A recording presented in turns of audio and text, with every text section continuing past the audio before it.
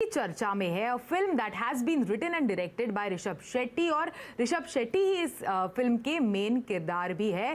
Finance minister से लेकर sports minister, Rajinikanth से लेकर कंगना रनौत इस फिल्म के बारे में बात कर रहे हैं। तो इस फिल्म की कहानी के बारे में, कैसे इस कॉन्सेप्ट को डेवलप किया, इन सभी चीज़ों के बारे में बात करने के लिए आज हमारे साथ जुड़ रहे हैं the man of the hour Rishab Shetty himself. Welcome to CNBC Awaaz. Thank you. जैसे मैंने कहा, as I mention, everyone from finance minister से लेके sports minister to Kangana Ranaut, Rajinikanth, everyone is talking about Kantara. क्या आपने इस तरह की सक्सेस एक्सपेक्ट की थी, वो भी 1 महीने के समय में सिंस इट्स रिलीज? नहीं, मैं एक्सपेक्ट तो नहीं किया, लेकिन इनिशियल थॉट वाज मैं एक कोस्टल कर्नाटक का एक रीजनल कंटेंट लेके आ रहा हूँ, हमारा ट्रेडिशन और कल्चर के बारे में। सो ये कन्नड़ा में लोगों को जाना चाहिए, लोग कन्नड़ा में देखना चाहिए, एक थॉट था। लेकिन रिलीज होने के बाद कर्नाटक में कन्नड़ा लोग वो एक वर्ड ऑफ माउथ स्प्रेड किया है, वाइल्ड फायर जैसा वो स्प्रेड होते जा रहे हैं। उसके बाद हिंदी और दूसरे लैंग्वेज से भी बहुत सारे डिमांड्स आए, डब करो, रिलीज़ करो, ये सब करके। सो तुरंत तो 2 हफ्ते से पूरे पिक्चर डब करके रिलीज़ कर दिया हम लोग। यस, तो सबसे पहले कन्नड़ में रिलीज हुई। हिंदी को आने में आपने सोचा 2 हफ्ते बाद रिलीज की आपने हिंदी लैंग्वेज में, क्यों इतना वक्त लगाया आपने? इकट्ठा सारे लैंग्वेजेस में क्यों नहीं रिलीज हुई? मतलब इंटेंशन वाज कन्नड़ा में करना है, वो इंटेंशन था। एक प्रॉपर एक कन्नड़ा फिल्म में ये थॉट था। और ऐसा एक फिल्म जो हमारा जो सॉइल को कनेक्ट हुआ, एक कॉन्सेप्ट को मैं कन्नड़ा और हमारा जो लैंग्वेज में जाना चाहिए, एक कन्नड़ा फिल्म बन के होना चाहिए, ये थॉट था। सर लेकिन बाद में मतलब एक पैन इंडिया, नहीं तो दूसरे लैंग्वेज, 5 लैंग्वेज में एक साथ रिलीज करना इतना आसान नहीं है। मतलब बहुत टाइम लगता है और प्रिपरेशन भी वैसा ही होना चाहिए और प्रमोशन भी वैसा ही होना चाहिए। ये सब मतलब प्लान भी नहीं था। जो खुद कांतारा वो फिल्म पैन इंडिया बन गए। ठीक है। सो पैरेलल रिलीज किया तो और 3 महीने एक्स्ट्रा चाहिए था हमको, प्रमोशंस और सब कुछ लेके। लेकिन वो इंटेंशन नहीं था ना, तो कन्नड़ा में रिलीज करते हैं करके। सो इसलिए बाद में वो अनिल तदानी जी ऑन बोर्ड आए भोंबाड़े के साथ। सो 24/7 हम लोग काम करके कॉपी रेडी कर दिए। और शायद 5 दिन का प्रमोशन था। सो उसके बाद भी वर्ड ऑफ माउथ पब्लिसिटी है, लोग पब्लिसिटी किए, हम लोग कुछ नहीं किए। Yes, word of mouth publicity है, उसके बारे में हम लोग बात करेंगे। लेकिन साउथ कर्नाटका के एक छोटे से गांव की कहानी है और इतनी ज़्यादा मास अपील गेन कर पाई है काफ़ी कम समय में ये फिल्म। सबसे पहले आई वांट टू अंडरस्टैंड कि किस तरह से आपने सोचा इस पूरे कॉन्सेप्ट के बारे में, क्योंकि आप ही ने इस फिल्म को लिखा है। ये एक कृषि भूमि के ऊपर एक कहानी था। सो आई थॉट पूरे देश एक कृषि के ऊपर है, वो मैं बताने जा रहा हूँ। So this is universal. So आप ऐसा कुछ दैवकोला लेके आया हम लोग फिल्म में। ये जो रिचुअल है, ये देश के हर कोने में जाओ, हर गांव में जाओ, उधर ऐसा ही कुछ रिचुअल्स रहता है, ऐसे कुछ बिलीफ रहता है, प्रकार या सिस्टम अलग रहता है बस। Varaha, which is like an avatar. Varaha अवतार मतलब इट्स नॉट एग्जैक्टली, वो पंजुर्ली एक दैव है, डेमीगॉड कहते हैं हम लोग। ठीक है। सो ऐसा कुछ बिलीफ है, मतलब एक कृषि और एग्रीकल्चर के साथ जुड़ा हुआ एक कनेक्शन। सो वो यूनिवर्सल रहेगा। और ये दैव कोल का जो विचार है, ये दैव को हम ऐसे मानते हैं कि ये नेचर और ह्यूमन के बीच का जो ब्रिज जैसा है। वो दैव का जो कॉन्सेप्ट है, उसके आगे दैव के सामने सब एक, मतलब एक इक्वालिटी रहता है, सब एक ही है। ऊपर नीचे का जो अपर कम्युनिटी, लोअर कम्युनिटी, ऐसा कुछ नहीं है। ये एक ब्यूटीफुल मैसेज रहेगा, ये लेके आके मैं पेश करता सकता हूँ। बिल्कुल। और किस तरह से, हाउ डिड इट डेवलप, किस तरह से आपने इसको पूरा शेप दिया from the beginning to final film जब बनी तब तक? बेसिकली मैं फ्लो में जाता हूँ। एक 30 साल पहले एक रियल इंसिडेंट हुआ था, एक फॉरेस्ट ऑफिसर और एक एग्रीकल्चर के बीच में। वो भी एक एग्रीकल्चर लैंड के ऊपर हुआ एक इंसिडेंट था। सो वो मुझे ट्रिगर किया था कि ये ऐसा कुछ डेवलप कर सकते हैं करके। और उसके बाद जो फ्लो में मैं लेयर्स लगाना शुरू कर दिया। ये सिर्फ इन दोनों का ईगो नहीं है, ये एक रिप्रेजेंटेशन है, एक प्रकृति और मनुष्य का जो रिप्रेजेंटेशन है इन दोनों का। सो और एक एग्रीकल्चर लैंड लेके आया जो कोस्टल कर्नाटका में, वो हम उधर वो जो कोस्टल कर्नाटका जो है परशुराम सृष्टि कहते हैं। सो उधर हमारा जो ये कल्चर और रिचुअल्स जो है ये बहुत बहुत स्ट्रांग है। ठीक है, ये सब एग्रीकल्चर से वो एक साथ एग्रीकल्चर का जो काम खत्म होता है उसके बाद ये कंबड़ा करते हैं, जो बफेलो रेस जो ओपनिंग इंट्रोडक्शन में हम लोग पिक्चराइज किया है, जो कंबड़ा होता है उसके बाद जो एक कोला रहता है। ऐसा बहुत सारे कल्चरल एक्टिविटीज और रिचुअल भी शुरू होता है। सो ये सब लेयर बाय लेयर में लेके आया था थ्रू द स्क्रिप्ट। और ये दैव का जो है इट्स लाइक अ फोकलोर, एक लेजेंड जैसा बहुत सालों से हम लोग सुन के आ रहे हैं, कहानियाँ सुन के आ रहे हैं। कुछ फिक्शनल भी रहता है, कुछ रियलिस्टिक भी रहता है, कुछ कहानी हमारे सामने मतलब रियल में हुआ है, ऐसा कुछ इंसिडेंट भी है। ये पूरे मिलके में एक फिक्शनल वर्ल्ड आपके सामने हुआ है, मतलब हमारे गांव में हम कहानियां सुन के आए हैं। सो और ये रिचुअल जो है दैव कोला ये देख के आया था मैं बचपन से। ठीक है, सो और पूरे पिक्चर मेरा गांव में मैं विजुअलाइज किया, मेरा गांव में ही शूट किया। ठीक है, उधर ही लिखा था।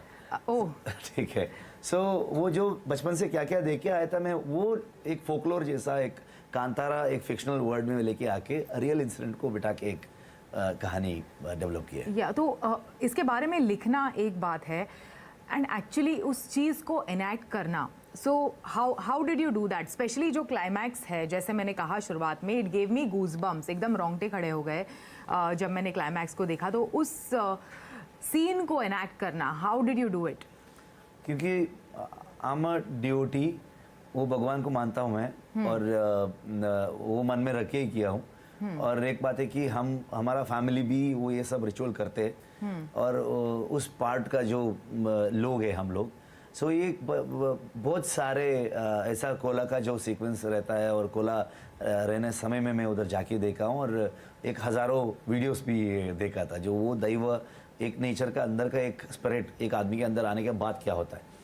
सो वो बहुत साल से देख के आया था मैं। और उसके साथ जो एक कम्युनिटी वो रिचुअल्स करते हैं, ठीक है, जो वो दैव कोला करते हैं।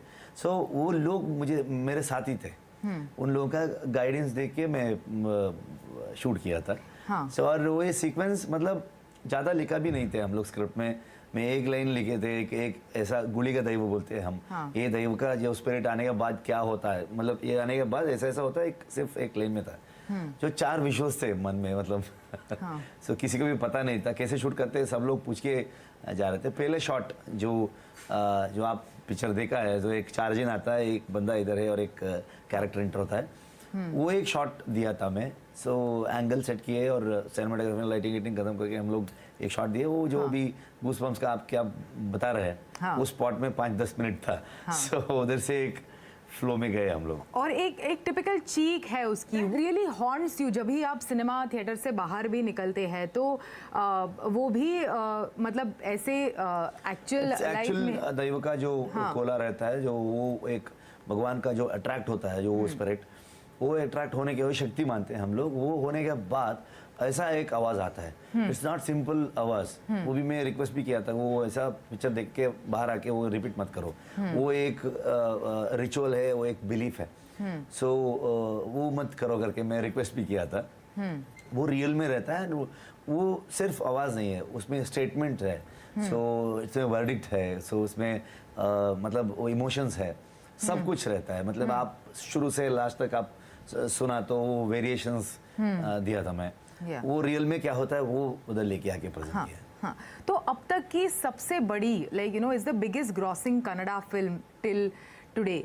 How do you feel about that? कितने बजट में एक्चुअली बनी थी, अगर आप हमारे साथ शेयर करेंगे, और कितना गार्नर किया है अभी तक कुछ हफ्तों में? हमारा प्रोडक्शन हाउस और हम लोग ये नंबर के पीछे नहीं है। हाँ, so, 6 करोड़ में बनी थी और 300 करोड़ बनाए हैं अभी तक, ऐसे मैंने सुना है। नहीं, सो वो प्रोडक्शन हाउस ऑफिशियली अनाउंस कर देते, और कलेक्शन जो आप बोल रहे हैं उधर से ऊपर है।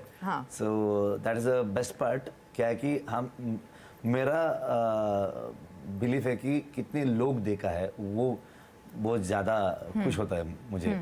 सो वो देख के कनाडा में पहली बार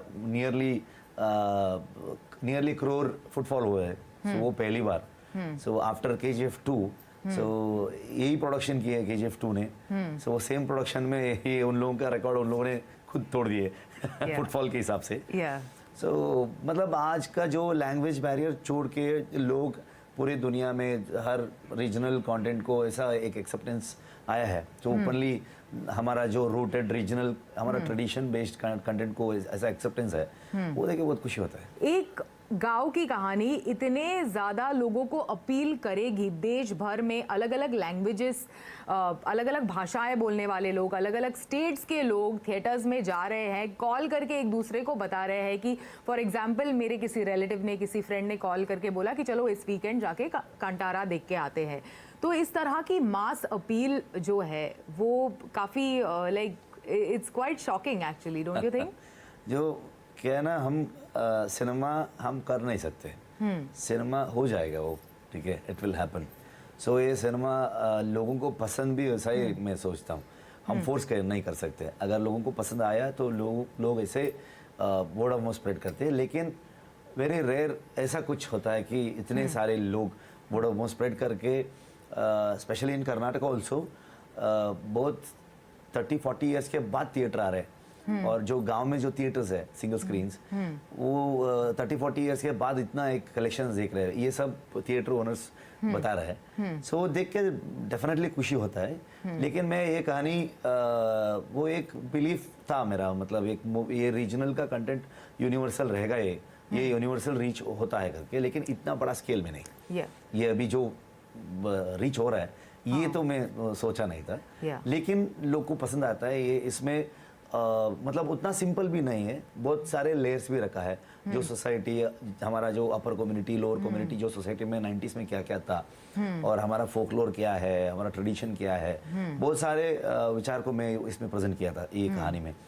सो लेकिन इतना बड़ा मैं नहीं सोचा था। तो एक तो खुशी है कि पहला मैं कन्नड़ा में रिलीज किया पूरी दुनिया में, मतलब ऑल ओवर द वर्ल्ड। सो हर जगह वही रिस्पॉन्स आया। उसके बाद हम लोग डब किए, जो मेरा मतलब इच्छा भी पूरी हुई। एक सिनेमा का सक्सेस लोग करते हैं, लोग बात करके, वर्ड ऑफ माउथ स्प्रेड करके जो करते हैं ना, उसमें ज़्यादा और ताज्जुब की बात है, क्योंकि यू नो ये जो big like you know releases से पहले जो इतने ज़्यादा कैंपेन्स होते हैं, like you know media interactions होते हैं, मार्केटिंग स्ट्रैटेजी रहती है एक फिल्म के लॉन्च से पहले, उससे बिल्कुल परे रही है फिल्म, उससे बिल्कुल दूर रही। वो मुझे अच्छा लग रहा है, वो that is a true success, I believe. जो इसलिए मैं लोगों का फिल्म बोल रहा हूँ, उनको एक क्रेडिट देना चाहता हूँ मैं। बहुत सारे फिल्म्स, इससे भी बहुत अच्छे फिल्म्स थिएटर में ज़्यादा रन नहीं हुआ, वर्ड ऑफ माउथ स्प्रेड होने से पहले ही थिएटर से निकाले। सो ऐसा भी कुछ हुआ है पहले। सो लेकिन कांतारा को इतना अच्छा एक रीच मिला जो लोगों की वजह से हुआ है। सो वो बहुत मतलब सॉलिड रहता है। जो लोग वर्ड ऑफ माउथ स्प्रेड करके जो पिक्चर हिट करने का जो आइडिया भी बहुत अच्छा है मुझे।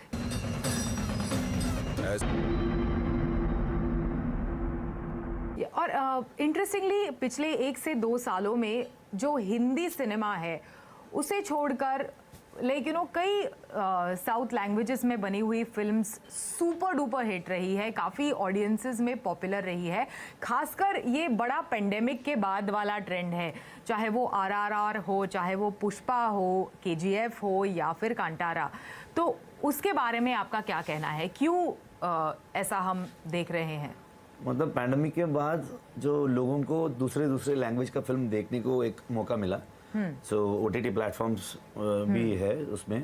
सो उसके बाद पूरे इंडिया में हम देखा तो लोगों का जो इमोशंस और बिलीव किया है, जो उनका जो रूटेड रीजनल ऐसा कुछ ट्रेडिशनल वो उनका बिलीफ, इसके ऊपर जो कहानियाँ आए तो जो लोगों को ज़्यादा पसंद होता है। इससे पहले ज़्यादा उनका जो इमोशनली हर्ट होते थे, जो उनका जो बिलीफ है उसके उल्टे और एक ये बताना, और उनका जो ट्रेडिशन के ऊपर जोक्स मारना, ये सब देख के लोगों को ज़्यादा नाराज़ होते थे। वो भी मैं देखा था। लेकिन हमारा जो ट्रेडिशन कल्चर को लेके आए तो लोगों को ज़्यादा पसंद होता है शायद। और एक डेवलपमेंट है कि अभी जो ये मतलब हिंदी, तेलुगु, तमिल, कन्नड़ा ऐसा कुछ बैरियर नहीं है। लोग इंडियन सिनेमा जैसे देखनी चालू किए हैं। सो अगर वो पैंडमिक के बाद लोग इतने सारे कन्नड़ा, मलयालम, तेलुगु और तमिल ऐसा फिल्म्स देखे, सेम एज बंगाली, मराठी, सब रीजनल लैंग्वेज का फिल्म देखा है। So people want to explore that rooted stories या बियॉन्ड द मास अपील। और जैसे आपने कहा OTT की वजह से उनका एक्सेस भी काफी ज्यादा बढ़ गया है ये सारे पहले सिनेमास हम लोग ऐसा देखने कुछ के फॉरेन लिए। फिल्म्स या वर्ल्ड सिनेमा हम लोग फिल्म फेस्टिवल जाके देखते थे। हाँ, नहीं तो किससे वो होगा हार्ड डिस्क और किसी हार्ड ड्राइव में डिस्क में तो होगा, तो उधर मांग के हम लोग देखते थे और कुछ एक्सेस ही नहीं था। सो अभी आपको सारी दुनिया का हर लैंग्वेज का फिल्म आप देख सकते हो। करेक्ट। तो इसी नोट पर मेरा अगला सवाल है कि OTT पर जल्द ही रिलीज होने वाली है कांतारा, तो not as soon. Not as soon. तो वो ऐसे ही जा रहा है। हाँ। So, अभी तक थिएटर में इतना अच्छा चल रहा है and people really want to explore in experience in theatre. या सो वो एक्सपीरियंस हम ये नहीं कर सकते ना। बिल्कुल थिएट्रिकल एक्सपीरियंस के लिए है ही, लेकिन OTT से जैसे आपने कहा कि उससे ज्यादा लोग देख पाएंगे जो नहीं जा सकते हाँ। सिनेमा हाउसेस में, जिनके आसपास नहीं हुई है रिलीज। वो भी आएगा तो हाँ, थिएटर रन के बाद आएगा। या तो उससे क्या उम्मीदें हैं आपको? उससे of course you know theatrical release has set the tone, like you know कि इतना सक्सेस, फिनोमिनल सक्सेस मिला है, तो OTT प्लेटफॉर्म से क्या उम्मीद है आपको? डेफिनेटली ये कांतारा को बहुत सारे रिपीट ऑडियंस है। बहुत सारे लोग थिएटर में 10, 11, 12 टाइम्स ऐसा भी मतलब रिव्यूज और सोशल मीडिया में लिखे थे लोग। सो इतना वो रिपीट वैल्यू जो है, सो और भी देखने चाहते हैं लोग। वो लोग उधर मे बी सीनियर सिटीजन्स, उनको थिएटर जाना मुश्किल है।